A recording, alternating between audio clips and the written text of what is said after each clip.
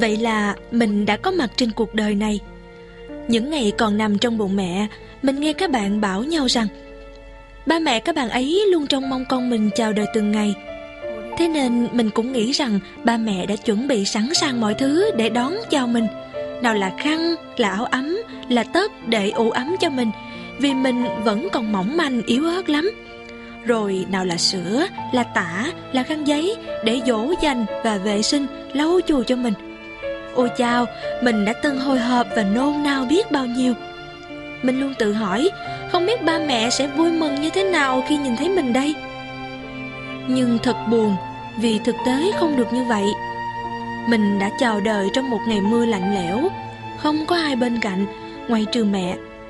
Mình đói, mình lạnh, mình cần hơi ấm của mẹ biết bao. Nhưng không hiểu sao, mẹ lại quấn mình trong một chiếc khăn cũ kỹ, nhàu nát, rồi vội vàng đặt mình nằm cạnh một gốc cây ven đường và bước đi thật nhanh. Mình đã khóc, đã kêu la rất nhiều để mong mẹ ở lại với mình, nhưng tất cả đều vô ích. Nhưng rồi, có một ai đó đã tìm thấy mình và mang mình đến mái ấm quê hương của mẹ Huỳnh Tiểu Hương. Vậy là mình đã chính thức trở thành thành viên thứ 359 của đại gia đình quê hương. Ở đây không lạnh lẽo, cô đơn như nơi mình được sinh ra, vì có đông anh em, bạn bè và các cô chú anh chị. Mọi người đã chào đón mình như một người bạn thân, làm mình thấy ấm áp hẳn lên. Mình đã được mẹ Tiểu Hương tắm rửa, lau chùi, được cho bú no nê, và mình đã có được một giấc ngủ say. Và mình biết rằng cuộc đời mình, số phận mình sẽ sang trang kể từ đây. Cứ như thế, mỗi ngày qua đi, trung tâm nhân đạo quê hương lại đón nhận thêm những sinh linh vô thừa nhận như thế. Có nhiều lý do để đưa các em đến với mái ấm này. Có khi vì vừa chào đời các em đã chẳng may bị khuyết tật một phần thân thể. Có khi vì cha mẹ quá nghèo túng không nuôi nổi con nữa. Cũng có khi chỉ vì chúng không được cha mình thừa nhận. Còn người mẹ thì không đủ can đảm để cùng con vượt qua những lời gièm pha, đàm tiếu của thế gian. Dù với bất cứ lý do nào thì bỏ con cũng là một cái tội tày trời. Đó mãi mãi sẽ là nỗi dằn vặt ám ảnh không nguôi trong suốt cuộc đời của các bậc làm cha làm mẹ như thế.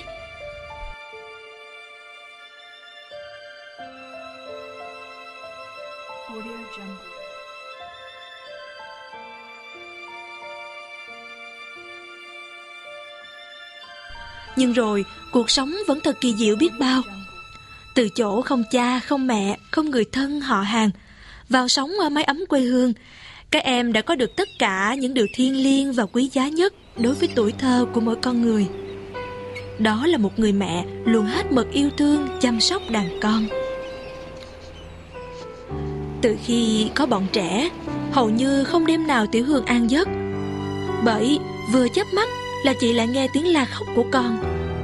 Chị rất sợ tiếng khóc của trẻ con, vì khi chúng khóc chỉ có hai lý do. Một là bệnh, hai là đói. Mà lý do nào thì chúng cũng cần được ôm ấp vỗ về, nên chị lại tức tốc chạy đến với các con. Tuy không được sưởi ấm bằng tình thương của cha mẹ ruột, nhưng ở đây các em đã được mẹ Tiểu Hương cùng các bảo mẫu hết lòng thương yêu cưng chiều.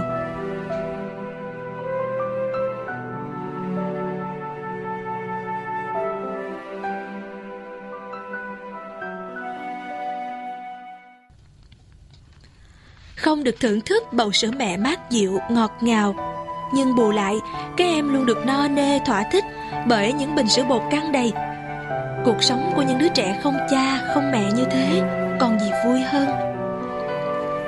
Là một người mẹ luôn có trách nhiệm với tương lai của đàn con, nên khi những đứa trẻ sơ sinh chập chững biết đi và bắt đầu tập nói, cũng là lúc Tiểu Hương lại lo toan chuyện học hành cho chúng.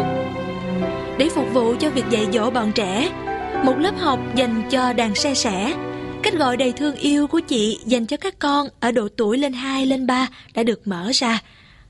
Ngày ngày, bọn trẻ được các cô giáo tình nguyện tập làm quen với các đồ vật, con số, cái chữ và những khúc hát đồng dao.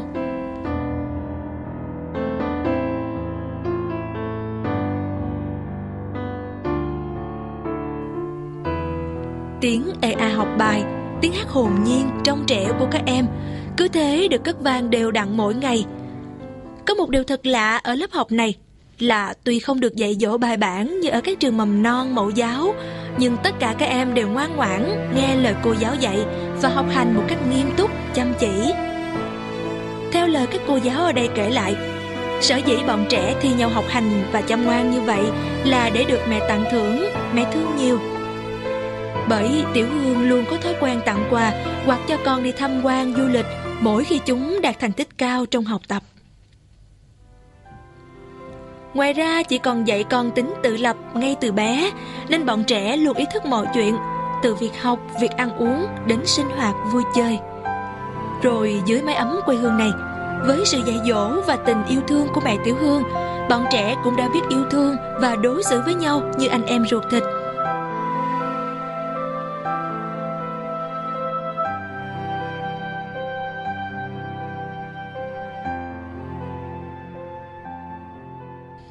Không ai bảo ai, ngày nào chúng cũng thay nhau đút các em ăn, giặt tã cho em. Khi thấy em bị bệnh, chúng cũng lo lắng, đứng ngồi không yên. Từ những mảnh đời xa lạ, chúng đã gặp nhau dưới mái ấm quê hương và trở thành những người thân trong một gia đình. Cũng từ đây, chúng đã được đón nhận tình thương bao la, nồng ấm của người mẹ, cùng sự đùm bọc, yêu thương lẫn nhau của những số phận cùng chung cảnh ngộ. Niềm vui, niềm hạnh phúc cứ thế lan tỏa khắp nơi trong mái ấm này. Cho con có được một mái nhà, một người mẹ và tình anh em ruột thịt chan hòa. Đó cũng chưa phải là tất cả những điều mà Tiểu Hương muốn tặng cho các con. Tiểu Hương luôn đặt ra một trọng trách cho mình là phải mang đến một tương lai tươi sáng hơn cho tất cả các con. Vì vậy, chị luôn dành phần lớn thời gian, công sức và tiền bạc để lo cho những đứa con đến tuổi ăn, tuổi học. Với những đứa trẻ bình thường, chị cho chúng đi học cộng đồng. Nhiều em học giỏi còn được mẹ Tiểu Hương cho học trường quốc tế. Còn các em khuyết tật thì được học vi tính, học văn hóa ngay tại trung tâm. Ở đây cũng có những lớp dạy nghề như là đan, thêu, kết hạt cườm dành cho các em yêu thích học nghề.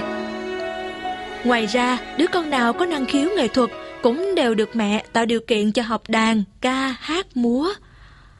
Có thể nói, dưới mái ấm trung tâm quê hương, bọn trẻ đã được phát huy tất cả năng khiếu và thế mạnh của mình.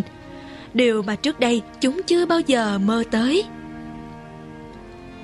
Tiểu Hương muốn rằng, một mai khi không còn được sự bảo bọc, che chở của mình, các con vẫn sẽ tự tin đứng vững trên cuộc đời này. Tiểu Hương muốn những đứa con khuyết tật của mình tuy tàn nhưng không phế. Mỗi người chỉ được sống một lần và chỉ có một trái tim để yêu thương. Bởi thế, đã có lúc Tiểu Hương nghĩ rằng số con mang họ Huỳnh của mình ngày càng nhiều lên, liệu mình có đủ tình thương để trang trải hết cho chúng không? Nhưng rồi, ngày qua ngày, sống bên các con, Tiểu Hương đã nhận ra rằng nỗi lo của mình là vô cớ. Bởi từ lúc chỉ có 1-2 đứa con, Tiểu Hương đã yêu thương chăm chút chúng như những báu vật quý giá nhất của cuộc đời mình. Đến khi đàn con tăng lên 5-7 đứa, chục đứa, rồi hàng trăm đứa, Tiểu Hương thấy trái tim mình vẫn chan chứa tình yêu thương và trách nhiệm dành cho chúng.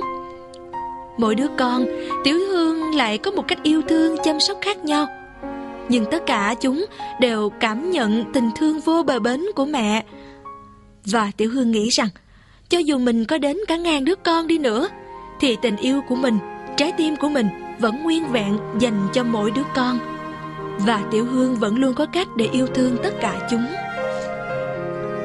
Cũng chính vì có suy nghĩ như vậy, nên Tiểu Hương luôn sẵn sàng dang rộng vòng tay để đón nhận những đứa trẻ sơ sinh bị bỏ rơi ở công viên, bệnh viện, thậm chí là ở sọt rác.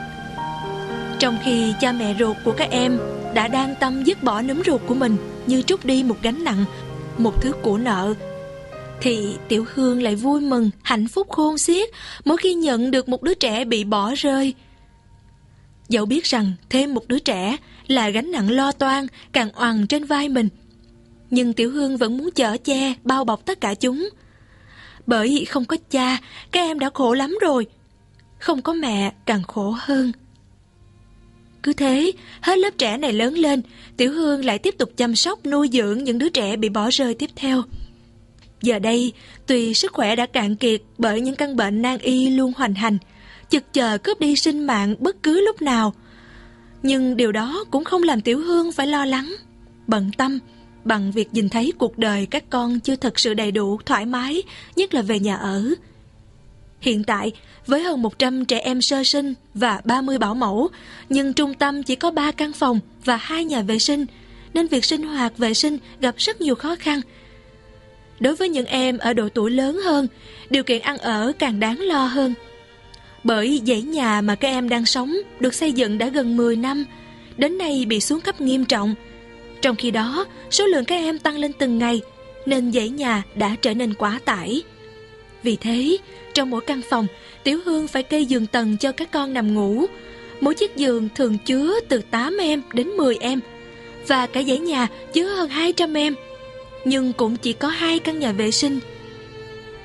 Không nỡ nhìn đàn con chen chúc nhau trên những chiếc giường tầng mỗi khi tối đến, nhìn các con thường hay bị bệnh do lây nhau, Tiểu Hương không khỏi đau lòng.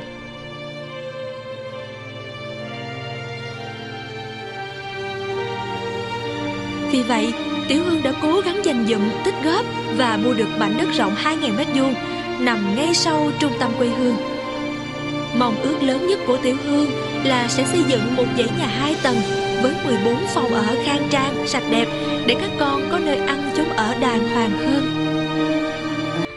Mong mỏi lớn nhất của Tiểu Hương hiện nay là sẽ có thêm nhiều tấm lòng hảo tâm gần xa tiếp sức ủng hộ để Tiểu Hương đưa dự án xây dựng nhà ở cho trẻ em quê hương được triển khai thi công trong thời gian sớm nhất. Có ai đó đã nói rằng bất cứ ai cũng có thể tạo nên sự thay đổi lớn lao cho cuộc sống của người khác bằng tình yêu thương và sự quan tâm của mình. Hơn 300 trẻ em mồ côi khuyết tật dưới mái ấm trung tâm nhân đạo quê hương vẫn đang từng ngày được ươm mầm và chắp cánh để bay cao lên bầu trời mơ ước, bởi có được sự chia sẻ, đóng góp của những tấm lòng nhân ái gần xa.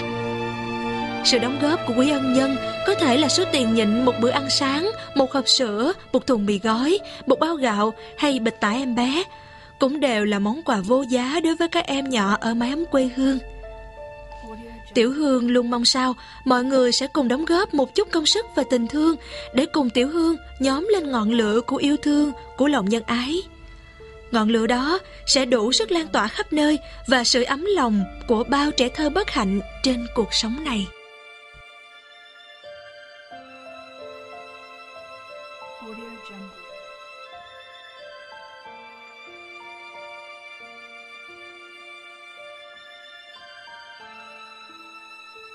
Audio Jungle.